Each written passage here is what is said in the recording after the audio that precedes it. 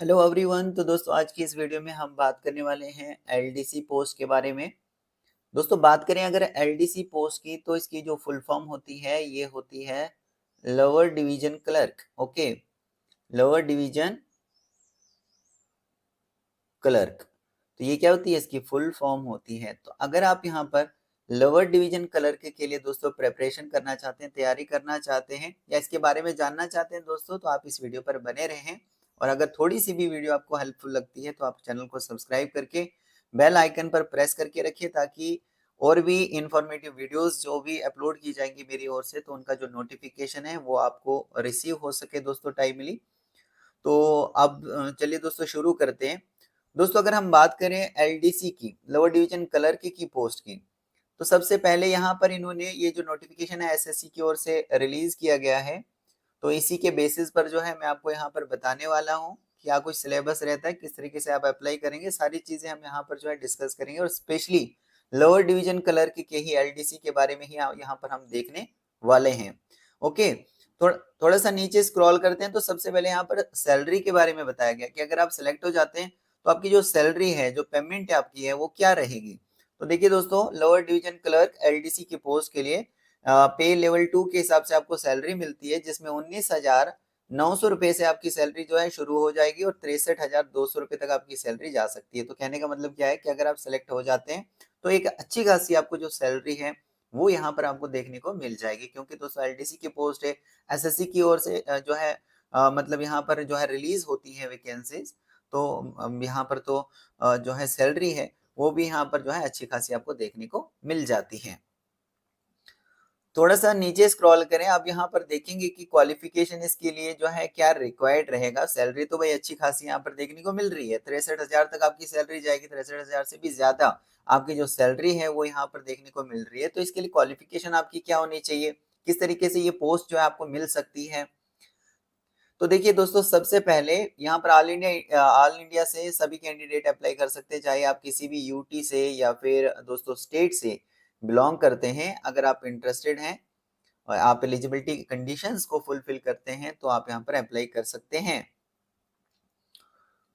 और age limit की अगर हम बात करें तो देखिए यहाँ पर एज लिमिट बताई गई है 1 अगस्त 2024 को काउंट की जाएगी। इस तरीके से मान लीजिए कि अगले जो ईयर है 2025, ओके 2025, तो उसमें भी आप मान के चलिए जिस भी मंथ वो रखेंगे, ये मान के चलिए जैसे 1/8/2025 तक जो है आपकी एज जो है वो गिनती की जाएगी। तो कितनी होनी चाहिए, तो मिनिमम तो देखिए दोस्तों 18 साल की आपकी एज होनी चाहिए। यहाँ पर मेंशन भी की गई है, देखिए 18 साल तो मिनिमम होनी चाहिए और 27 साल ज्यादा से ज्यादा होनी चाहिए अगर आप किसी जनरल कैटेगरी में बिलोंग करते हैं। तो अगर आप किसी कैटेगरी में बिलोंग करते हो तो आप जानते हैं दोस्तों आपको रिलैक्सेशन जो है कैटेगरी के अकॉर्डिंग देखने को मिल जाता है। यहाँ पर आप देख लीजिए जैसे एससी एसटी वालों को 5 साल का यहाँ पर जो है छूट है एज के अंदर, ओबीसी वालों को यहाँ पर 3 साल की छूट है, पीडब्ल्यूबीडी अनरिजर्व को 10 साल की छूट है। इस तरीके से पीडब्ल्यूबीडी ओबीसी में जो आते हैं उनको 13 साल की छूट है, पीडब्ल्यूबीडी एससी एसटी से जो आते हैं उनको 15 साल की छूट है। तो जो भी आपकी कैटेगरी है उस हिसाब से आपको यहाँ पर रिलैक्सेशन देखने को मिल रहा है। लेकिन दोस्तों यहाँ पर जो जनरल कैटेगरी से जो मतलब जो फॉल करते हैं उसमें, तो उसमें क्या 18 साल से लेकर 27 साल उनके लिए एज जो है यहाँ पर रखी गई है। अब थोड़ा सा नीचे स्क्रॉल होने के बाद कुछ और जो है इसके रिलेटेड हम इम्पोर्टेंट देखने की करेंगे। और इसके अलावा अगर कोई डाउट होगा आपका या मुझसे कोई चीज छूट जाती है तो आप मुझे दोस्तों कमेंट के जरिए वो चीज बता दिया करिए, ताकि मैं उसको नेक्स्ट जो है वो कवर कर सकूं। दोस्तों क्वालिफिकेशन की अगर हम बात करें, क्योंकि अब हम यहाँ पर इस वीडियो में एलडीसी के बारे में ही देख रहे हैं, 12th जो यहाँ पर एलडीसी लोअर डिवीजन क्लर्क की पोस्ट है इसी के बारे में हम देखने वाले हैं। तो देखिए यहाँ पे क्या लिखा है कि candidate must have passed 12th standard, यानी 12वीं आप पास होने चाहिए, 12th आप पास होने चाहिए।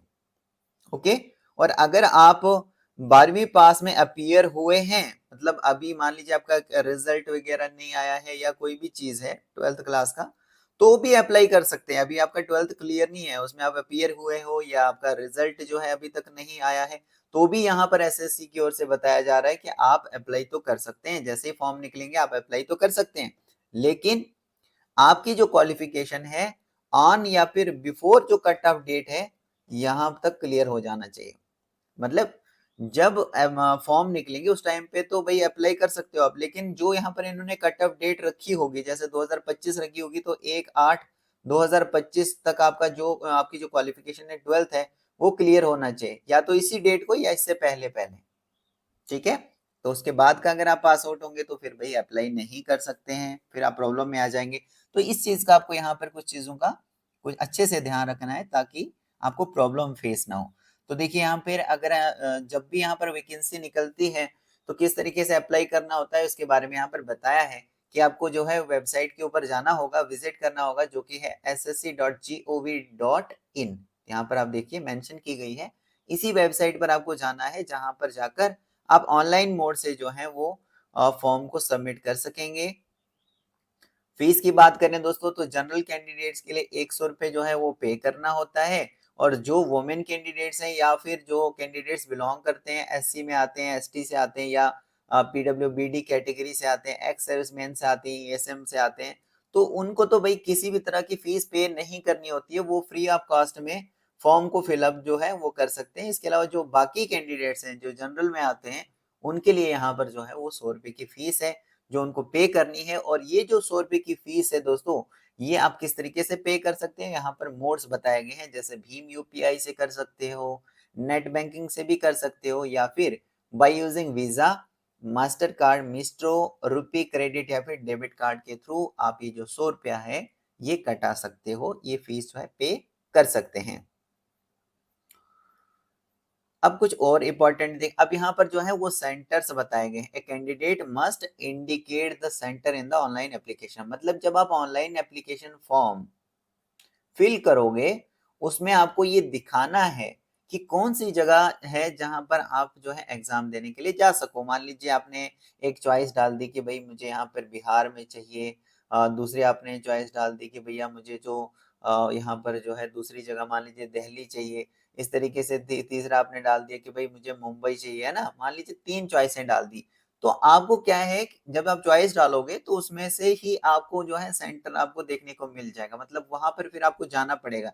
और ये नीचे जो है वो सेंटर्स बताए गए हैं कौन कौन सी जगह पर कहाँ कहाँ पर सेंटर है, कहाँ पर जो है एसएससी की ओर से एग्जाम लिया जाएगा। तो कोशिश कीजिए कि जो भी आपके नियरेस्ट में है सेंटर जहां पर दोस्तों आप आसानी के साथ जा सको उस टाइम पे पेपर देने के लिए, तो वही आप कोशिश करो कि फॉर्म में चॉइस जो है फिलअप करने की, ठीक है।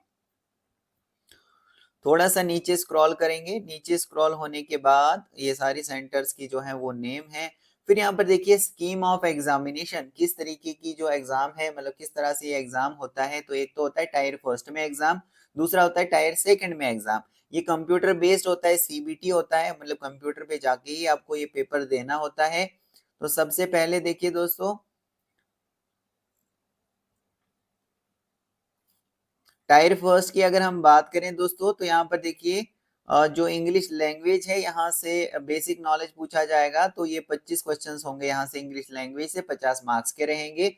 जनरल इंटेलिजेंस से 25 क्वेश्चंस होते हैं, 50 मार्क्स के रहते हैं। क्वांटिटी एप्टीट्यूड से 25 क्वेश्चंस 50 मार्क्स के। जनरल अवेयरनेस से 25 क्वेश्चन 50 मार्क्स के होते हैं। 60 मिनट का आपको यहाँ पे टाइम दिया जाता है इस पेपर को करने के लिए दोस्तों। और ये जो पेपर होता है ऑब्जेक्टिव टाइप का रहता है, मल्टीपल चॉइस का रहता है दोस्तों। मतलब कहने का मतलब अगर कोई क्वेश्चन होगा तो इसके 1 2 3 4 ऑप्शन होंगे कि बताइए चार में से इस क्वेश्चन का कौन सा आपको लगता है कि सही आंसर है, वो आपको चूज करना होगा। तो इसको बोलते हैं मल्टीपल चॉइस, चॉइस होगी आपकी, ठीक है। तो ये जो क्वेश्चंस होंगे ये सेट किए जाएंगे इंग्लिश में भी, हिंदी में भी, और कोई भी लैंग्वेज जो आप एप्लीकेशन फॉर्म पर जो है वो मतलब चूज करते हो वहां पर कि मुझे मुझे इस लैंग्वेज में जो है पेपर देना है, तो उसी लैंग्वेज में जो है आपको पेपर वहां पे देखने को मिल जाएगा दोस्तों।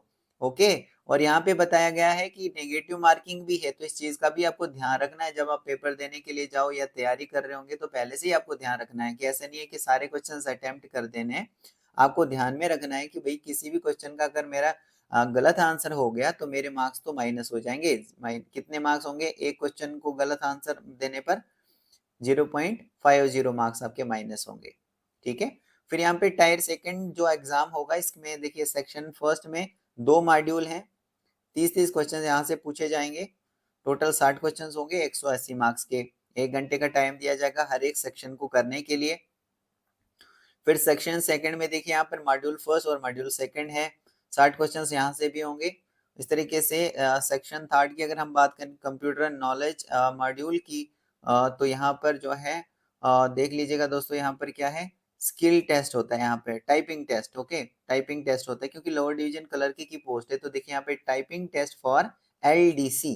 एलडीसी मतलब क्या होता है, अभी मैंने आपको बताया था शुरू में ही, लोअर डिवीजन क्लर्क, क्योंकि पोस्ट ही दोस्तों लोअर डिवीजन क्लर्क की है और इसमें हम इस वीडियो में फोकस भी इसी पे कर रहे हैं, लोअर डिवीजन क्लर्क के लिए।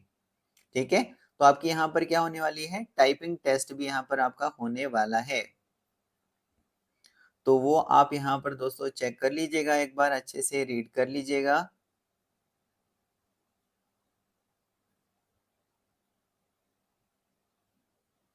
अब देखिए यहाँ पे लिखा है typing test for other post that is LDC. LDC lower division clerk की पोस्ट के लिए जो टाइपिंग टेस्ट होगा उसका मीडियम होगा हिंदी या फिर इंग्लिश, है ना। हिंदी में आपको टाइप करना है या इंग्लिश में आपको टाइप करना है। The candidate will have to opt for the medium of typing test that is इधर हिंदी या फिर English in the online application form. तो ऑनलाइन एप्लीकेशन फॉर्म पे आपको इंडिकेट करना है, आपको बताना है कि आपका जो यहाँ पे टाइपिंग टेस्ट है वो हिंदी में होना चाहिए या इंग्लिश में होना चाहिए। तो आप जिसमें भी चूज करोगे उसी में आपका ये टेस्ट जो है ये होने वाला है। The choice of typing test given by the candidate in the online application shall be treated as final and no change in the medium of typing test will be entertained later। कहने का मतलब क्या है कि एक बार जो भी आप ऑनलाइन एप्लीकेशन फॉर्म में उनको कहोगे दोस्तों, मतलब चूज करोगे कि मुझे इसी मीडियम में इंग्लिश या फिर हिंदी में जो है टेस्ट देना है, तो फिर किसी भी केस में वो चेंज नहीं होगा, उसी लैंग्वेज में आपको देना ही पड़ेगा।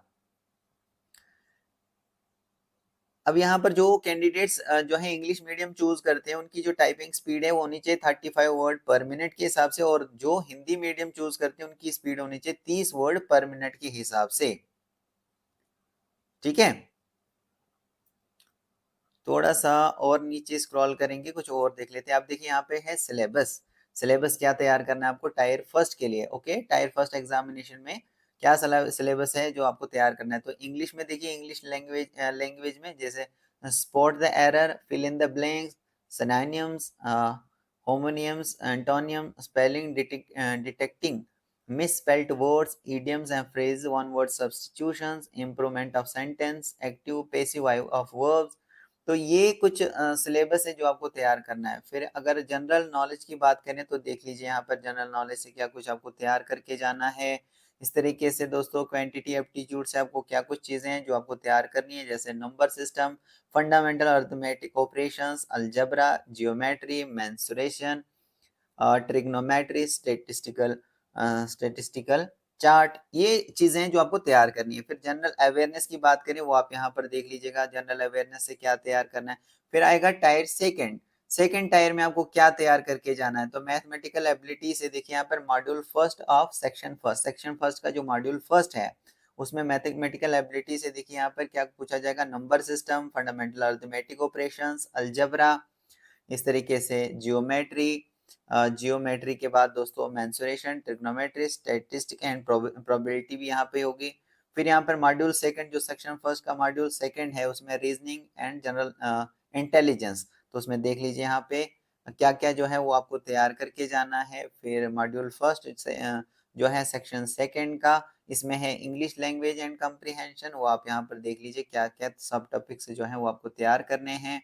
इस तरीके से मॉड्यूल सेकंड जो सेक्शन सेकंड का है तो यह है जनरल अवेयरनेस पार्ट, तो इसमें आप देख लीजिए जनरल अवेयरनेस से क्या कुछ आपको तैयार करना है। इस तरीके से दोस्तों जो सेक्शन थर्ड है मॉड्यूल फर्स्ट का, जो सेक्शन थर्ड है तो उसमें आप देख लीजिए कंप्यूटर प्रोफिशिएंसी में क्या कुछ जो है आपको यहाँ पर तैयार करके जो है वो जाना होता है। ठीक है, थोड़ा सा नीचे स्क्रॉल करने की करेंगे, कुछ इंपॉर्टेंट हमसे ना कहीं छूट गया होगा दोस्तों। अब देखिए दोस्तों यहाँ पे बताया गया कि सिलेक्शन आपका किस तरीके से होगा। तो इन्होंने लिखा है कि candidate will be shortlisted for tyre second exam. अगर आपको जो है टायर सेकंड एग्जाम देने के लिए शॉर्टलिस्ट किया जाएगा जब आपकी टायर फर्स्ट एग्जाम में परफॉर्मेंस जो है अच्छी होगी, मतलब उसमें अगर आपका क्लियर हो जाता है तो फिर यहाँ पर आप जो है टायर सेकंड देने के लिए जो है मतलब फिर आप यहाँ पे टायर सेकंड में आ जाते हो, ओके। और टायर सेकंड के बाद फिर फाइनली आपको जो है वो जॉब जो है मिल जाती है, जिसके लिए आप यहाँ पर एग्जाम जो है वो दे रहे हैं, ठीक है ना।